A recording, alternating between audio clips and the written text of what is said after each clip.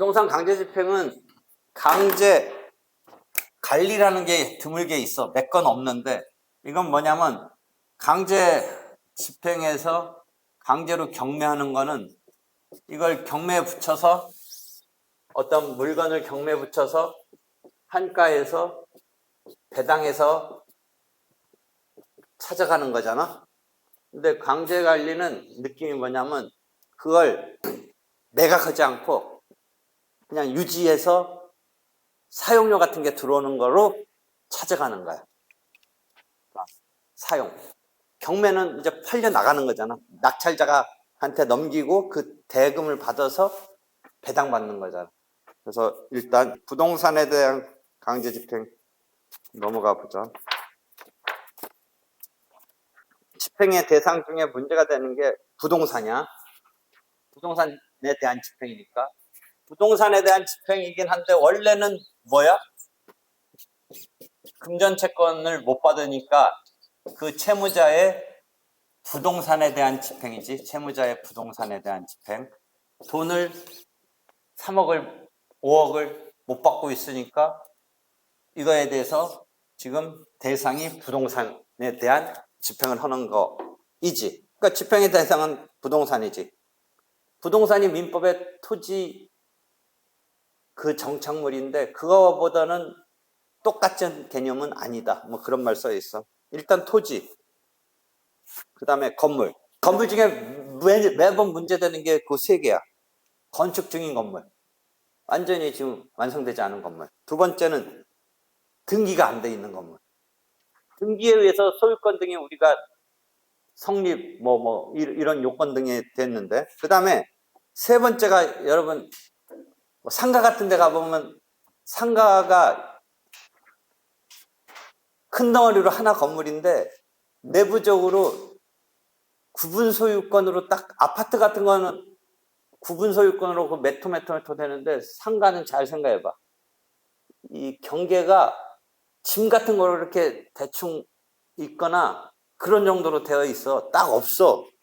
있는 데는 제도로는 101호시, 102호시, 103호시 뭐 이렇게 돼 있는 거 말고 약간 시장성 상가를 생각해 보면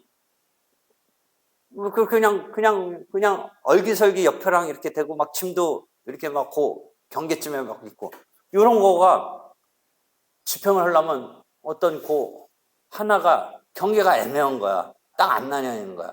그래서 일동의 건물의 일부분 이 세 개가 지금 문제가 돼. 그래서 대충 보면 건축 중인 거는 어느 정도 골격이 다 올라갔으면 지붕까지 올라가지는 않았을 때 어떻게 되냐 뭐 이런 게 어떤 현실적으로 사례적으로 논란이 돼. 실질과 외관이 어느 정도 건물 비슷하게 됐을 때 그런 정도 됐으면 대상이 될 수 있다. 미등기 건물은 등기가 안 돼 있는 거지. 그래서 이 경우는 등기가 되지 않았더라도 뭔가 서류랑 자료 같은 거 가지고 할 수는 있다. 이런 거고. 그 다음에 일동의 건물의 이 부분, 이게 구분 점포, 이른바 오픈 상가라고 그래. 오픈이란 말은 이제 이게 딱 경계가 이렇게 딱딱 나뉘지 않고 이렇게 오픈됐다. 뭐 이런 의미에서 오픈 상가라고 불러. 이게 골칫덩어리야. 집행하려면. 원래 도면에 의해서 A호는 뭐 이렇게 도면에서 6평 하고 B도 6평에서 이렇게 해가지고 이제 나름대로 분할해서 이제 분양을 받았다든지 임차를 했다든지 뭐. 근데 그 사람이 이제 비쳤을 때 이거 어떻게 가서 집행을 하느냐. 지금 딱 그 부분이 뭔지를 잘 모르는 거야. 이게 보통의 건물 같으면 벽이 있고 담이 있고 101호가 있고 201호가 있는 건데 102호가 있는 건데 이게 애매해. 그래가지고 그게 문제가 된다 이런 거야. 그 다음에 용익물건 중에 지역권은 안 되는데 지상권은 돼. 지역권은 독립해서는 안 돼. 지상권 자체는 돼. 그 다음에 전세권은 용익물건과 담보물건의 성격이 있어가지고 좀 따져봐야 되는데 그 설명이 있네. 존속기간이 아직 만료되지 않은 것은 전세권 자체가 그 밖의 재산권에 대한 집행이어야지 부동산에 대한 집행으로서 되는 거는 용익물권 중에 지상권만 생각해 보면 되고, 전세권은 용익물권성은 있지만 또 담보물권성도 있고 뭐 해서, 그다음에 존속기간이 만료된 경우는 전세금에 대해서 채권의 집행방법식으로 한다.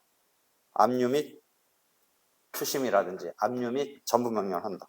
이런 거예요. 그다음에 집행의 방법은 강제, 경매 말고 강제 관리가 있다. 강제 관리는 1년에 몇 건 있긴 있더라고. 더 뒤에 가서 뭐 나중에 조금 설명해놨는데, 강제 관리는 옆번호 10에 217 가보면 1년에 10건에서 20건, 21년에는 29건이 있네. 29건.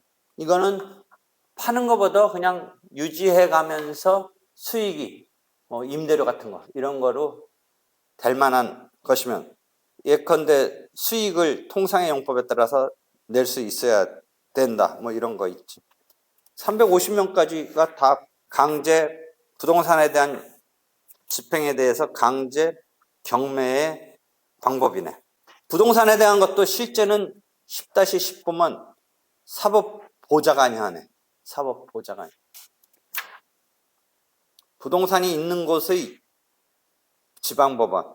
그러니까 부동산의 경우는 일반적인 소송에서도 뭐 보통 재판장 같은 거 생각해서 낼 수 있지만, 효율적인 거는 그 부동산이 있는 곳을 관할하는 법원이 그렇지. 이 경우는 판결법원으로서 지방법원을 말하는 게 아니라 집행에 있어서 집행법원으로서 의미지. 이건 아까 말했듯이 지웠는데 이 집행하는 의미에서지 이쪽 판결하는 의미는 아니지. 같은 지방법원이라도.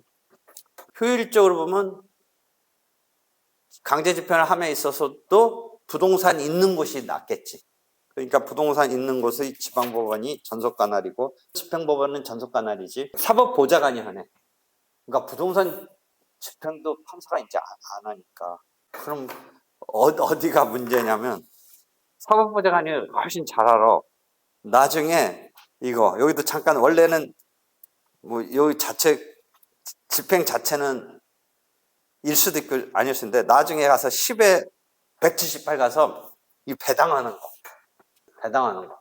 매각 대금 갖고 이제 채권자들이 우리 평등주의라고 그랬잖아. 그럼 그때까지 배당 요구의 종기까지 막 들어온 채권자들 하는데, 누가 주로 빼가니? 우선순위 있는 사람들 빼가면 일반 채권자는 거의 남지도 않아. 특히 막 약간 이제 상가 말고 일반 주택은 나중에 가짜 임대차인이 들어와. 임차인이 들어와. 그럼 막 소액으로 2-3명 막 들어와 있으면 소액보증금 무조건 해줘야 되니까.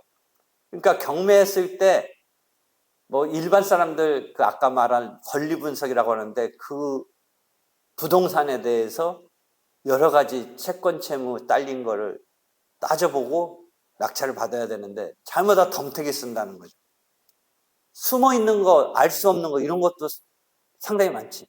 임대차가 이거 드러나지 않는데 갑자기 나중에 가서 보니까 막 방 하나에 어떤 사람이 살면서 버티고 있으면서 소액 임대차 뭐 이런 거 주장하면 그거 다 물어줘야 되잖아. 일단 나가지를 않아.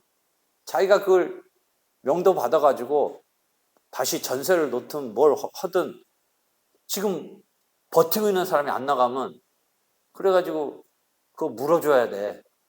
법적으로 물어주는 거. 그래서 나중에 이제 보면, 여러분 물권법에 보면 소멸주의, 인수주의 이런 개념이 나오거든. 소멸주의는 사면은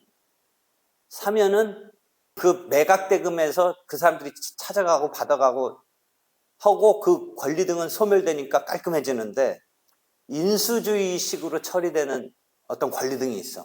인수라는 느낌 알겠지?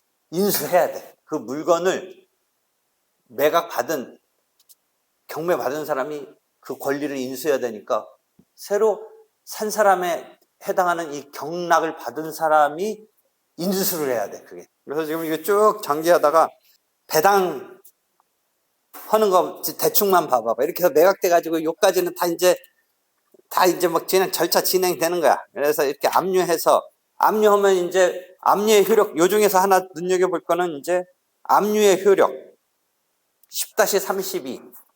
경매 개시 신청을 해서 경매하라라고 되고 압류가 되면 10-32에 처분 금지요. 처분을 못해. 처분을 하더라도 무효야. 근데 그 무효가 상대적 무효라고 봐.